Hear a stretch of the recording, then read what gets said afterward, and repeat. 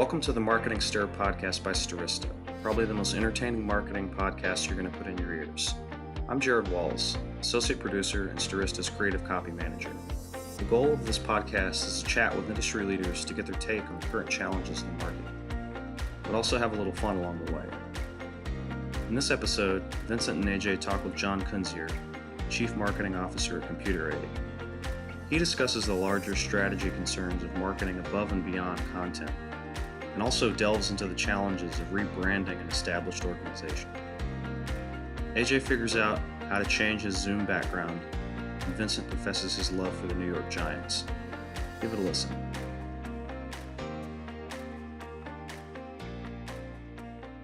All right, ladies and gentlemen, it's me, Vincent from Stirista. So you know what that means. It's another episode of the Marketing Stir. I'm beautifully lit right now. I am excited. If you're watching us on our YouTube channel, great, or please keep listening to us on those various channels that you consume your podcasts. Stirista, the identity marketing company, we help companies generate new customers, and also enhance your existing customers amongst a variety of other marketing services. Enough about that. Enough about me. Let me introduce you to my co-host, my partner in crime. He goes on every ride with me on this journey, and I appreciate it. Ladies and gentlemen, Mr. Ajay Gupta. What's going on, Ajay? Hey man, pretty excited. Figured out how to do a background for my Zoom. So it's like the small wins in life that matter. It is the small wins. I love it. That's the Stirista background. You can see a little bit of it. It looks like your hair is beautifully blowing into the wind. There it is, Stirista. For those of you viewing us, awesome. It's been, I love our transition over as well to video because you, the people, said, I also want to see you guys on video. And here it is, audio, video, great. You know what else is great, Ajay? Our guest. I had great conversation with this guy. I love everything about him except one thing. And we will talk about that in a moment. Ladies and gentlemen, please welcome the CMO of Computer Aid, John Kunzier. What's going on, John? Oh, happy to be here, and I can't wait to have that conversation about the one thing you don't like about me. How am I going to live that down at this point? I know if it was any other team. So I am referring to, for those of you who may not know this about me, I am a very big Giants fan, New York Giants, the football team. And we have a rival. Well, we have a few rivals, but our biggest rival happens to be the Philadelphia Eagles. And John happens to root for that team. So that's what we discovered is, my gripe with John Kunzier there. That's okay. I could do the Eagles chant. I could, but I'm not going to. Oh, no. Oh, I know. That would be it. I know. I would say things about Philly. We would lose fans in Philly. I'm kidding. I love Philadelphia. I was at Sesame Place last summer, and it was a delight. But great to see you, John. Great to hear from you. It's great to see you have an interesting background there as well. Some, beautiful lighthouse sort of thing. That is actually the tip of Long Island, Montauk Point. Oh, yeah. And I spent my first 21 years vacationing there with my grandfather. So it has a little special meaning. So I enjoy looking at it and seeing it. And it's a beautiful place. I recommend going anytime. That's great. I've been to Long Island before, just kind of like the Hamptons area a few times. I'm not one of those guys who vacations there, but that's nice. That's beautiful. But John, we wanted to talk to you about, let's get right into it here. Tell us about your role. Tell us about Computer Aid. So Computer Aid is an IT services firm. We'll be turning 40 next year, so which is awesome. And we're about in the $750, $800 million range. And what we do as an organization is we help our clients improve their IT operations and then drive more revenue or more budget into innovation. And we actually have a formula that makes that work. And we've done that with government clients. We've done it with commercial clients, along with staffing, other types of project innovation. So cool stuff that we do that people have never heard of us. And really that's my job, is to begin to promote the organization around the capabilities that we deliver, and make CAI more of a household name within our client reach. Mhm. And John, talk to us. We always love to hear from our guests about how they got into marketing, right? You know, it's we hear some crazy stories about it. Some are just like, well, I studied marketing and now I'm in marketing. But talk to us about that. Well, I did study marketing at Penn State. And when I graduated, I actually got into sales, and I sold for 17 years into construction, engineering, property management, real estate, that market space on the technology side, to the point where I actually owned a company for a number of years. And after 9/11, my company kind of tanked. Our revenue dried up, and I ended up kind of looking for my next adventure, and got into being a product manager at an organization called Primavera, and which is now an Oracle company, and began my career in marketing, kind of the second half of that. So I took a lot of the experience that I had selling, and then started driving that into what we did marketing wise, and really learned how to be a good marketer, which took a little bit of time. I understood the business side of that, how we actually enabled our sales teams, but had never built a product. I've implemented them. So I had some fun building products and making some fun things happen. And over the course of the next 20 years, I can't believe I'm going to say that, 20 years, I don't feel that old, but I just celebrated my, I just turned 55. I was going to say 25. 25. 50, 20, 25. I just turned 55. And over the course of the next 20 years, I really kind of progressed from doing basic product marketing to really getting into more of the strategy, portfolio strategy, go-to-market strategy, sales enablement, sales training. Kind of looked at a broad brush of that, all the way to branding, and really running a team from a marketing perspective, managing all the way from budget to deliverables, to what our go-to-market plans, and how do we actually rebrand an organization. So again, as over the course of 15, 20 years, I did a lot of really interesting things, and never was afraid to say, hey, I can go take on a challenge and kind of learn as we go in certain things. So again, that's how I kind of got into marketing. And realistically, the fact that I had a company that went bankrupt taught me a lot about how important our message is, our go-to-market strategy is, understanding the market space. And I think in marketing today, we forget that marketing has a big piece of strategy, not just content, right? We think about it as content. We think about, the next email campaign you're going to do, or social campaign, or piece of collateral. It is also about the understanding the white space, understanding the competition, and really putting programs together. And that really was cemented for me when, I look back at what we did and said, we were exposed. If something happened, we were going to actually have some challenges, and we actually did. So again, I don't know if I answered your question, but a little bit about how I got to where I am. Again, I'm not sure that I look like the traditional marketer. I'm not sure what that looks like. But again, we tend to try to drive value in our messaging and what we're trying to accomplish with our sales teams. John, how did you end up at Computer Aid? So I started in again, my expertise was in construction and engineering. I then went to work for a company called Deltek, which was project management for aerospace and defense and IT. So really kind of learned and expanded my repertoire of capabilities and industry knowledge, which then moved me to IT services. I went to work for Unisys for 8 years, where I ran their technology marketing. I helped rebrand the company. I also did some application development and strategy for them. And then ultimately, I was referred to from a friend of mine for the CMO job here at CAI.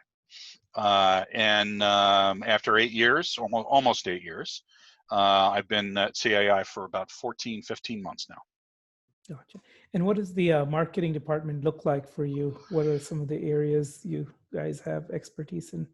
I would say if we looked at the two sides of our marketing department, our kind of demand gen events, the execution arm is pretty solid, right? We have a design team, we've got website teams, we have campaign managers and social folks that are all really focusing on producing the deliverables that salespeople look for, right? I'm going to go do a virtual event. I'm going to go get an awareness campaign out. What we're building today is more of that strategy and content arm, where we're actually beginning to build the messaging and do some of the research on how we begin to look at where's our white space, right? Doing things that are a little bit more around penetration analysis of, hey, our revenue looks like this. Where do we see our capabilities? Matching with it within our client base, and where do we see the white space within that client base? And I'll be kind of a little broader. For example, we deal with states, not just individual agencies, but we look at it by state, and we look at it then also by agency. And we begin to look at saying, okay, well, we do transportation. We also have foothold in finance and HHS. How are we doing compared to that? Where do we have a foothold in one area where we can then use it in another? So again, that's an area where we're starting to develop and build to be a little bit more proactive in how we're marketing them. Because again, content marketing can be reactive, and we want to move from that reactive state to a more proactive state moving forward, so that we can say, here's our strategy and here's how we're doing it. And we think that's going to help us with our campaign planning, our program management, where we're going to look at it and say, here's why we're doing what we're doing. We're not saying no because we don't think it's a good idea. We're saying no because it doesn't fit into our strategy, or we're saying yes because it fits into our strategy, if that makes sense. Yeah, no, that makes a whole lot of sense. And then what are some of the channels that you focus on for marketing and advertising? We focus, we started primarily with email, which we all know the challenges of email, right? And it's one of those we kind of have, I don't say we have to do it, but we're doing it, right? We've actually had a big focus on really expanding our social networks, and beginning to build followers and programs that are social only type programs or social focus programs. We might do some email with those and beginning to expand those capabilities so that we're leveraging kind of that more open environment versus email, where, again, we're, for those of you in the EU, right, you'll be like, okay, your rules are not our rules. The EU rules are crazy compared to what we do in the US. California's starting to get there with some of their requirements. Canada is a little bit of a, kind of a hybrid between what we do and what the EU does. But we're starting to see that, kind of constrict in what our abilities are. So we really need to look at those other channels to begin to build thought leadership, and then also brand awareness and followers around that. I mean, we've pretty much just about doubled the number of followers we had since I got here. From about 13,000 to about 24,000 followers in less than a year. So we're continuing, and for some people that's like, well, that's chump change, right? Well, that's something we are focused on, we're driving toward, and it's a strategic initiative on the marketing side to grow that. And we have a concerted effort to make that growth happen. Hey, John, are there industries that you are now emerging in that you weren't emerging in prior to this? We tend to be pretty consistent in our industries that we're going after. We do a lot of public sector work. tolls and transportation. So if you go to Disney World, right, you'll see us down in Florida, right, on the tollways, in PA, in Chicago, if you're on the mass transit side. But also really looking at some of the manufacturing, distribution areas, energy, and energy is a broad, kind of a broad industry. Generation and also distribution are part of it. So more of the, I think, the downstream kind of stuff versus the upstream. But I probably got that backwards, but you know what I mean. Yeah. So folks that are producing, we do some work with producers, but also distribution organizations, electrical distribution, water, that kind of thing. So when we look at that, we're really driving toward that. We do have some industries that we've kind of backed out of because of the COVID and the impact on those particular industries where they're less of a focus. But doesn't mean we're not supporting them as need be, but we know that there's, those are challenges today. John, you mentioned that one of your specialties is part of your marketing specialties, rebranding. You've certainly done that at other companies. Is Computer Aid going through a rebranding right now? We are not going through a rebranding right now. We're actually starting to look at the brand, and we're looking at how to simplify some of the things that we're doing.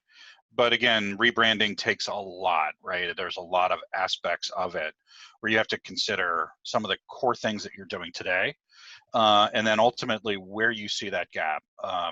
We do need to simplify some of the things that how we're selling, to make it easier for people to buy. And again, that is the core element of what we're going to start to look at.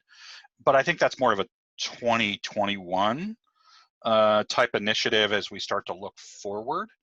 But again, I think a lot of the, from a branding perspective, we have some good, really core values that we want to continue. We just want to kind of get to that point where we take it to the next level from there. So again, it's something that you always want to be looking at how your brand is performing, how you are perceived in the market space, and how do you make it simple for people to buy and understand what you do.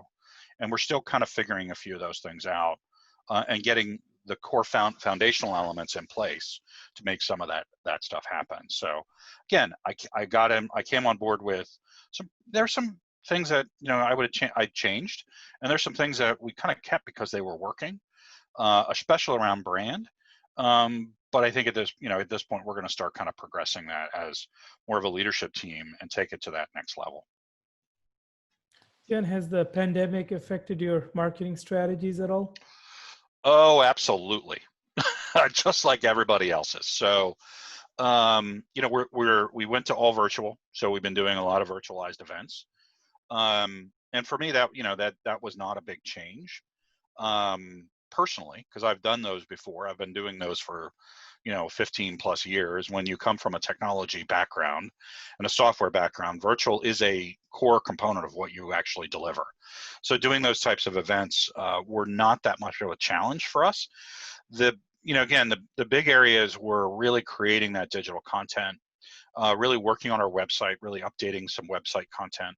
And we're starting to also look, from a virtual perspective, really doing a little bit more of the analytics side of this and the AI side to begin to understand what people are searching on, who's looking for what. And we're really looking at maturing that kind of AI predictive view externally, and beginning to look at that. Because if you believe that 60+% of the research is done before they ever engage a vendor, you need to do two things. You need to make sure that you have a website that provides content that people understand and that provides some value that they're going to get to, and they're going to look at it. But also you need to understand who's looking for what, right? And with the tools today, we have the capabilities of really driving that understanding and beginning to look at what the intent is between, again, who's on our website, what are they looking at? And we also look at it from the idea of a lead based on the company, not an individual. as a core element, because back in the day it was I say that like I'm old, which I guess I kind of am. I don't know. But I say it because back in the day you'd have a CIO or a CFO or somebody come on your website and you're like jumping up and down because that was your buyer. Well, today they're one of your buyers, right? There's a committee that you need to go understand, and having a CIO just drop onto your website doesn't mean you have a lead. It means that you have somebody that with the right title that was there, right? We're interested, we may want to talk to them. But if the CIO comes on and a procurement person comes on your website or is looking for something else, somebody in a technical role, somebody in a PM role, you begin to look at that buying committee, and we then begin to look at it and say, how does that combined score? What does that look like? Right? When we say, again, lead scoring to me is no longer an individual that Vince came to my website and he viewed, a 40-minute thing. Well, you know what? He might be just researching something for his own, own understanding versus I've had 4 people with buying committee roles on our website. That means something different to me than an individual. Again, we look at both. We're going to measure both, but we're going to really look at that moving forward. And that's accelerated. The pandemic has accelerated our drive to understand those capabilities and what's happening so that we get better intelligence. Ultimately, my job is to point my sales folks to the right opportunities and the right leads that are happening in the right companies. That's what my job is. Again, it's not just awareness. It's that more so than anything. Yeah, and speaking of tools, are there certain marketing tools that you really like or that you swear by that our listeners can utilize? So when I came to CI, we're using a product called Acton, which is, if you look at Gartner, they're visionary in their placement. And I'm significantly impressed with their capabilities. Again, it doesn't do everything, but nobody does everything. And the thing that I liked most about it, there was really kind of 2 things, is that my people know how to use it and use it effectively and fully use it, right? There's a lot of solutions, and I won't mention any names that I've worked with in the past, but we're so freaking complex that you just couldn't. Yeah, it does it, but you had to stand in your head and and close your eyes and hope it all worked, right? This is Acton actually works fairly well. It's fairly straightforward to use. It integrates to Salesforce, so that's one of our tools that we've really done a nice job of exploiting and utilizing to its fullest. Again, I have got plugins from Acton that I can actually see who's on the website. If we've cookied you, we know who you are, how long, what's your role. We're also using Sixth Sense to do competitive, really kind of understanding for searches. Who else are they looking at based on those segments? We're using Octopost, which is a partner solution to Acton for social engagement. Again, one of the core things that we look for in the technology is not the exhausted list of features. It's the right features that we need, the right capabilities that we need in a package that we can use, right? So for example, we just signed up with a product called LucidPress, which I don't know if you've ever heard of that, but one of our big challenges is I have an internal design team of 3 people, and they touch 80% of the content that is minor changes, right? They don't really need to make those changes. If we had it in a different format, we could actually have the end user meaning the marketing manager, right? Somebody in the business be able to make that change. And LucidPress actually takes those formats and allows us to take an InDesign and Adobe InDesign format, drop it into LucidPress, and you can literally fill it in, right? It manages all the brand, the imagery, the sizing, all of that. And we think we're going to cut our design requirements or design effort by 60 to 80% because we're going to distribute it. And it's going to cut the time between where we're going, the week or 2 that it takes for us to get content done to a couple of days, if less, right? And the days are really whether we can get an approval from somebody and a review more than a content change, right? It's not the logistics that are the problem, or the process that's the problem. It's the approvals, the approval logistics that we'd have to get through a little faster. So again, we kind of have a philosophy of, we try to keep it straightforward and simple. That I know that sounds like such a cliche, and we'll sacrifice features for usability, because again, we will use something.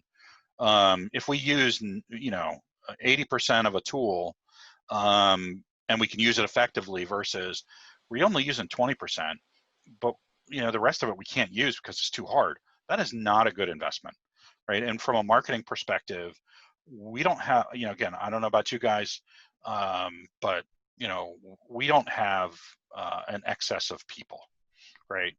Marketing has always been, kind of that. We try to keep it at the bare minimum of what you need, and we're really leveraging technology to make the most of the people that we have, and the automation of what we do. Because ultimately, again, technology works on Sundays. It works on Wednesday evenings at 2 a.m. Right? We want that technology to work when our buyers are actually looking, and there's no, with the virtual world, you don't know when people are working anymore. They could work at 3 o'clock in the morning. I get emails at 3 o'clock in the morning from people, right? And they're in the US, they're not somewhere else, right? They're, I'm like, what are you doing? But that's when they get their productive time, and they don't sleep, or they go to bed early and they get up early. You never know, or they never went to bed, either one. So again, from a technology perspective, that's kind of our flow and what we're trying to accomplish with this, so that we do things faster, and we can focus on the creative part, not the logistics part. And I love what you said there, John. There was something that resonated with me, was the fact that, technology, just making sure you're using it to the best of your ability. Because if I'm using something and there's 85% of it I'm not using, well, what's the point? It's kind of, we put out, we have a DSP that we have, Adster. We just put it out a few months ago, and we tell people, it's like, well, we used others, and we were not using 85% of the other thing, of the features that we were being charged for. So we just have our own now, and it's really 15% of what you really need, and this is why the cost is different. So no, I love what you said there. Yeah, and really it comes down to cost benefit of really utilizing the tools that are out there. And again, I don't love any tool. I love what that tool gives me, the capabilities that it gives me. If I can find something that's better, even if it costs less, costs more, it's more about what it's going to provide us. And exponentially, can I take a resource that I'm paying, and exponentially make them more effective? That's really what I'm looking for, versus, I'm worried about that. We've picked some really inexpensive tools that are awesome, right? That just do some really good basic things, blocking and tackling. And from where we are right now, we're not snobby about it. We use those tools. Like you said, Vince, it's really, if you only need 15%, then find a tool that's going to do that for you at a price point that makes sense. Exactly. And keep it simple. That's the other mantra that we have. Keep it simple. And I have my opinion on this, but do you feel that your background in sales gives you the leg up in your marketing position? Yes, actually, I think it does. And the reason I say that is that, when you're selling a product and you're face to face with somebody, and you have to figure out how to close that sale, right? There's two ways to do it. You can pressure somebody to do something, and there's regret afterwards, or you can really understand the value that you're delivering, and then speak to that value, demonstrate that value, provide the client examples of that value, so that they feel comfortable. It's funny, when I was selling, replacement accounting software systems, right? So somebody's walking in, I wouldn't call it ERP, but again, we were selling pain to people. And there was at some point in the process when people are like starting to make the motions to say, yes, I'm interested, I'm going to move forward with this. How do we implement? And they make that, and I would literally turn to them and say, I'm going to tell you that this process is going to be hard, right? You're going to have to work to do this, to make this happen. And it's not going to go easily in spots, right? There's going to be challenges as you go forward. Just accept it. If you're angry, call me, right? You know, don't take it out on my people. Just call me. We work through the process. And it's amazing as we begin to look at that, you know, from a sales perspective, right? Once you get to that that understanding of trust, right? To me, that was less of a, you know, kind of making sure, you know, a qualification than I'm giving you the same spiel that I give everybody else, which is it's a trust factor. You have to trust we're going to do it. You have to hold up your end of the bargain. And when it doesn't go well, and it won't in spots, don't call anybody but me, right? Or whomever, right? We designated, because that way, again, when you're looking at that idea, it became an end-to-end. And when we look at marketing, marketing is no longer about the front end of the funnel or the back end of the funnel. It's from the beginning of the funnel to the end of the funnel, right? And if we think about it, it's from once that prospect becomes a client, that client, then it's also marketing back to them in cross-selling, in satisfaction, and all the other things that go along with that. And we as you know, again, you know, we tend to think about marketing as that front end of the funnel and sales as the back end of the funnel. We're trying to change that, where again, we span the entire process. And I think that's also what I learned through that process, which is it isn't just about, you know, getting a piece of paper signed or electronically, you know, stamped or whatever. It is about following through and making your clients happy. I liked nothing more than to get a phone call from a new prospect who said, hey, I would like you to come out. And they'd ask you the question of why, and how did you do this? Well, I got this person and this person and this person recommended you. And that is really ultimately what it comes down to. And so what we try to do in our marketing is really understand and crystallize the value of what that service provides, and surround it with those stories of success that people have had with what we've done, right? And have volumes of them, because we have them as an organization. Most companies do. They just don't mind that data. And that first thing I walked in the door, we mined our success stories immediately, because if we don't mine our success stories, and they take a while to build, and Vince, you know this, right? You're in the middle of a sales process and you need somebody that looks like this, right? With this requirement and that requirement. They don't pop up every day. So you've got to work at it every day to build those success stories. And that was one of the, I think, things that I did very well at the beginning, which was we started that program. And now when you go to our website, you start seeing them populate, right? And really begin to show up everywhere on the website, so that people are going, wow, I didn't know you guys did that. So probably a long-winded answer to your question, but again, it's real. Again, that sales background for anybody who's in sales. Marketing is hard. Marketing is different. Marketing is analytics, and you really need to be cerebral in the way that you approach it these days, right? But there's some core elements that selling teaches you that marketing that is very useful on the marketing side of the fence. John, a question we like to ask all our guests on this podcast is, what's a LinkedIn message that works on you, and what is it that you don't like about a LinkedIn message that really turns you off? I always look for someone that provides me some value in the process. I probably have 30 LinkedIn invites, and most of them that have not been responded to are, hey, we have somebody mutual, or hey, I just happened to see your blah, blah, blah, blah, blah, right? Which means I'm one of 50 people that are being spammed by this person, and they're doing the email, you know, kind of flow down, versus, hey, John, I looked at your profile, I looked at your website, and I see you're doing X. And we have a client that looks like you, that really that benefited from X, right? To me, that is, right, that, you know, there's an old adage that to go faster, sometimes you need to slow down, right? And the answer is more is not more, not better. It's just more, right? So if you sat back and said, I'm going to do 10 quality LinkedIn messages today or this week versus, 10 today that I just jam out, it shows. And I think that's one of those things where, again, I look at them, I read them, I see them. Again, as a marketing professional, LinkedIn is one of our channels, so I stay on top of it. And really providing value to somebody like myself. I don't know everything about marketing, right? I don't know anybody that does. So I'm always looking, I'm always reading, I'm always, looking at what's happening from Gartner. I'm looking at what my competitors are doing.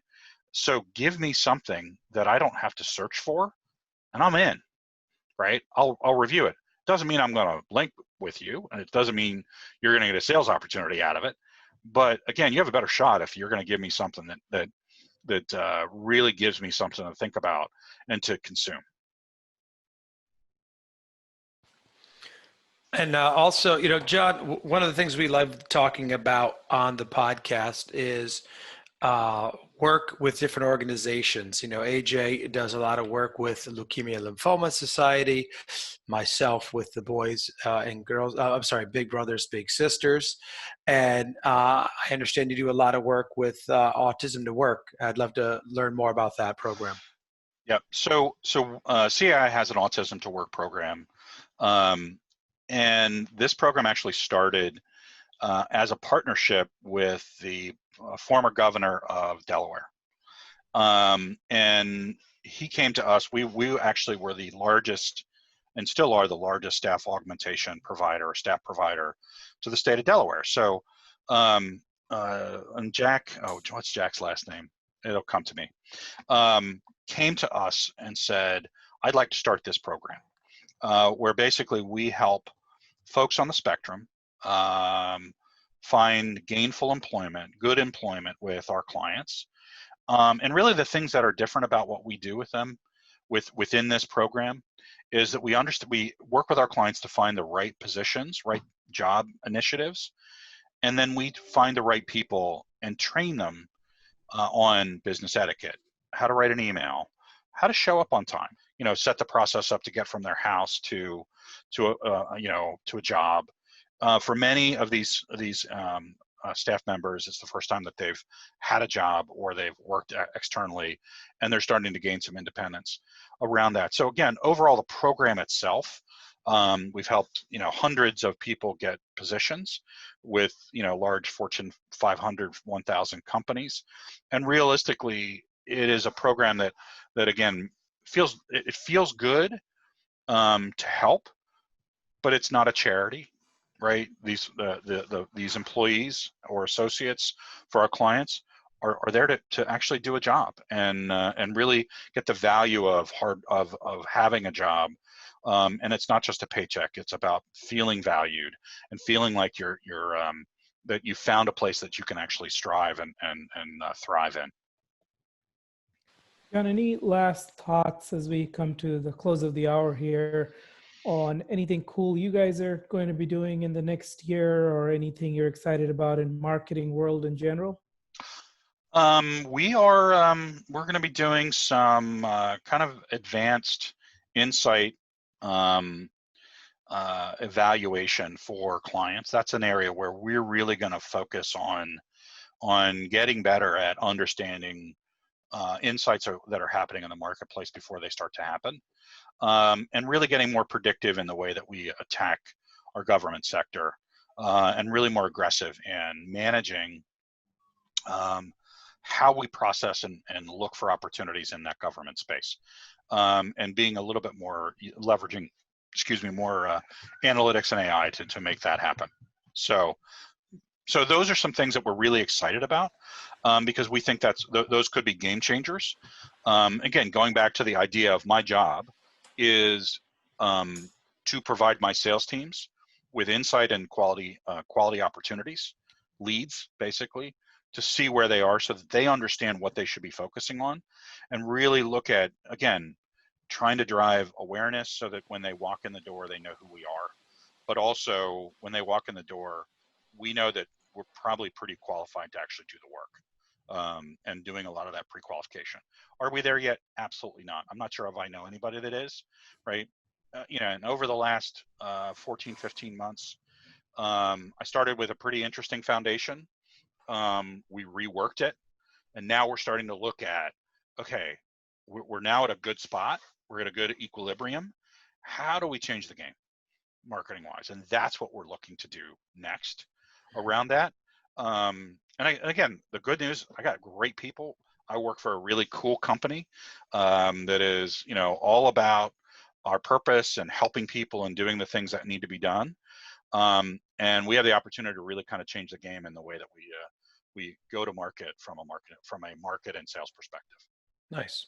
And John, just real quick, what do you love to do for fun? I am a club volleyball coach. I run a small club of 12 teams here in the Philadelphia market. And I was a Division I volleyball coach back in the day. And then I had kids and stuff and kind of took a little bit of a hiatus from that. Mm-hmm. Now I'm doing that with a number of great coaches. We're not the most, if this is a philosophy, right? We're not the most expensive club in the world, but we win. Nice. We have good end results, and we're focused on fun. We're focused on that with the idea that if our players have fun, they come to practice. And if they come to practice, we can teach them, and they'll start to win. And if they win, they'll have fun. Right, and they come to practice. So we're trying to make this a very fun, old school, kind of the way we grew up back in the day when sports wasn't life or death; it was just sports. And we're trying to do that, and we've had great success doing that, and it's fun. I enjoy it. It keeps me being 25 instead of 55. See, so you really are 25. I am 25. There we go. Like you said, yeah, I love playing volleyball too. I played in the co-ed beach league. We have a Starista team out there in San Antonio. I've yet to go and play with those guys and dominate that team there, but anyway, John, this has been amazing. Thank you for spending some time with us here on the Marketing Stir. That's John Kunzier, the CMO of CAI Computer Aid. I'm Vincent Petrofessa. That's Ajay Gupta. Thank you so much for joining us, and we will see you next time. Thanks for listening to the Marketing Stir podcast by Starista. Please like, rate, and subscribe. If you're interested in being a guest on the podcast, email us at info@themarketingstir.com. And thanks for listening.